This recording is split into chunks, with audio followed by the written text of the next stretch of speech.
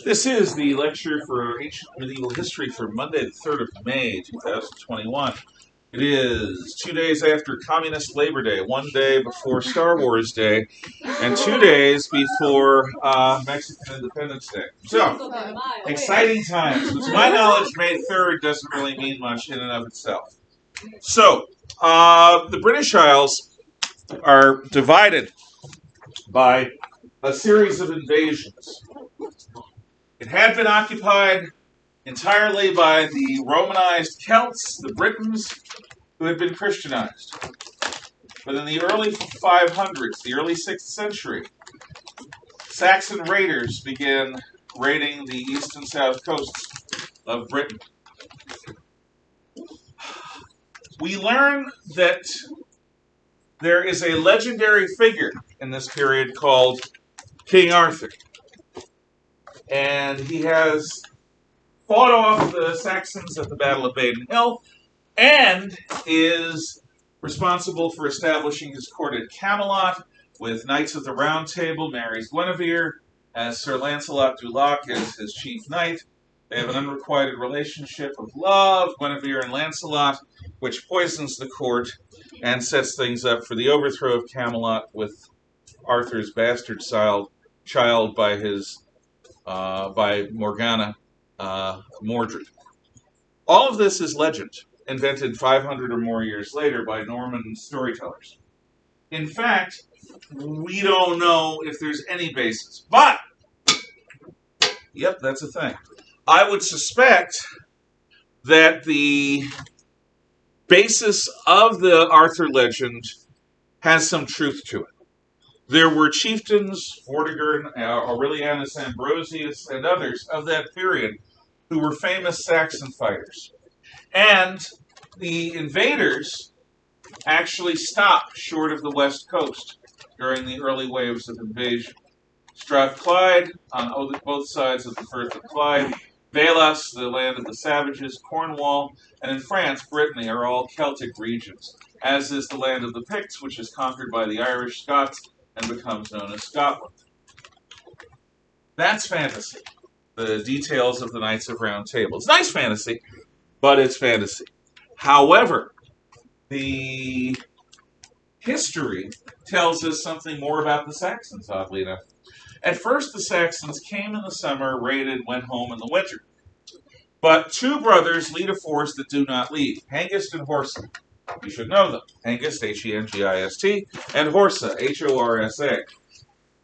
They stayed through the winter, establishing permanent enclaves, and later lay the basis for the establishments of the kingdoms of Essex, the land of the East Saxons, and Sussex, the land of the South Saxons.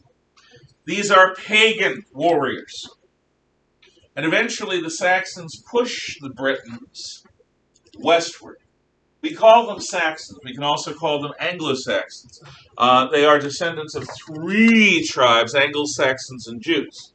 But whether you call them Anglo-Saxons, Saxons, or Anglo-Saxons and Jutes, they push westward into the land of the West Saxons, Wessex, until the center of the country, which is Mercia, not America. America and Mercia would be spelled differently. The I and the C are reversed in America. So it's Mercia, the Midlands. And Northumbria is the Saxon region north of the Humber River. So all of these lands become Saxon. So the Celts hold on in the far north and in the far west, as well as in the Brittany Peninsula of France.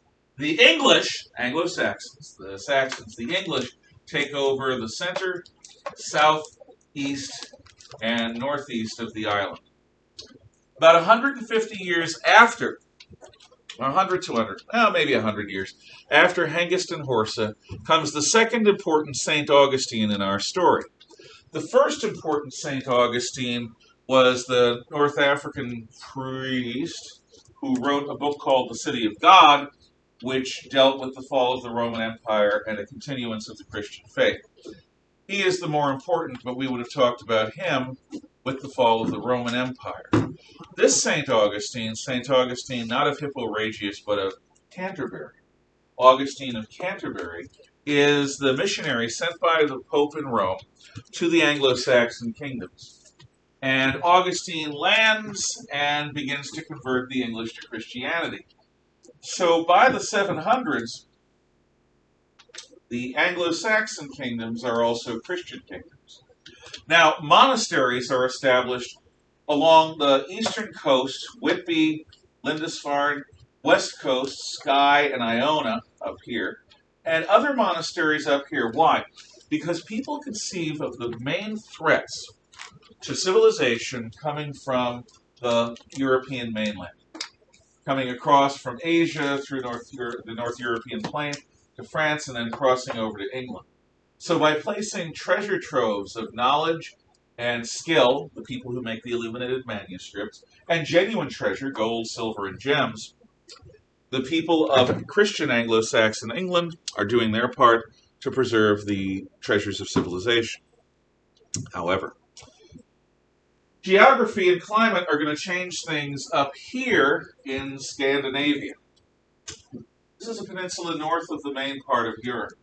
Today it's the countries of Norway, Sweden, and Denmark. Now, Norway, Sweden, and Denmark, Norway and Sweden are very mountainous, especially Norway. Denmark's really tiny. And the climate warms up in the 700s and 800s AD, 900s, 1000s, into the 1100s and towards the end. There's a global warm snap. And warming climates make it easier to grow bumper crops and to stay alive.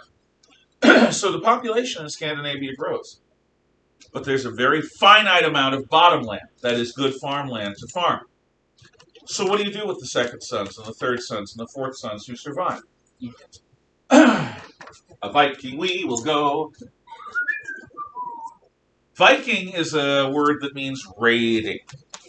So Vikings are raiders.